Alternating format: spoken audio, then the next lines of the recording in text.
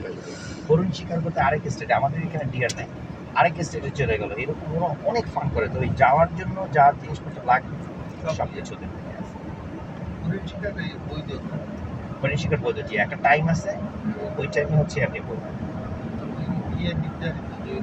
জি জি, time এবং licence থাকতে হবে।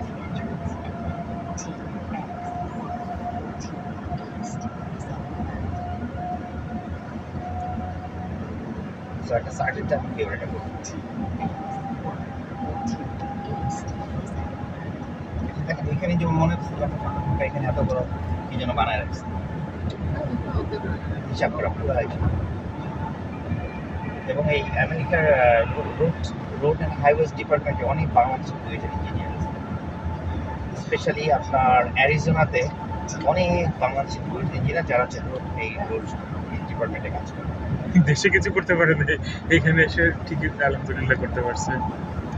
কেন তোমার এনভায়রনমেন্ট একটা ব্যাপার স্যার। পৃথিবীর প্রথম জি, এটা তো এই হাইয়েস্ট বিল্ডিং করা, যে স্টিল স্ট্রাকচার দিয়ে যে হাই রাইজ বিল্ডিং করা যায়, এটা পৃথিবীতে তিনি এরকম আবিষ্কার করি। জি স্যার। 76 শিকাগো স্টেট বিল্ডিং যেটা 76 তলা যেটা, এটা তো উনি করবেন।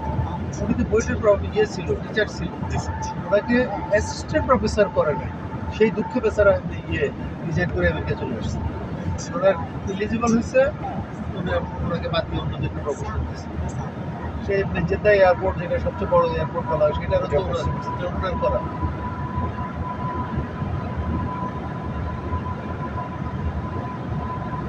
এটা তো স্যার বাংলাদেশের কমন সিনারি। এটা কমন ছিল। আমাদের কথাই চিন্তা করো, 18 বছর 20 বছর আমাদের কথাই চিন্তা করো। স্যার। আমাদের প্রতিষ্ঠানে আমি কিন্তু স্যার 2 দফা ইস্তফা দিছিলাম স্যার। শেষে আমাদের শরীফুল্লাহ প্রিয় স্যার বুঝে টুঝে কি করে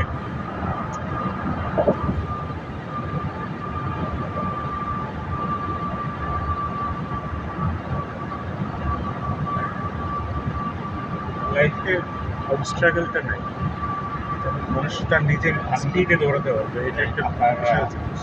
এই ইয়ের সময় ক্লাস করার সময় এটা দিয়ে চালাই, এটা একটু দিয়ে দেখেন। রোদের সময়টা দিয়ে চালাই, রাতের সময়টা আমার আরেকটা আছে। মনে হচ্ছে যে আপনি চাঁদের আলোতে গাড়ি চালাইতেছেন, ভাই। সেরকম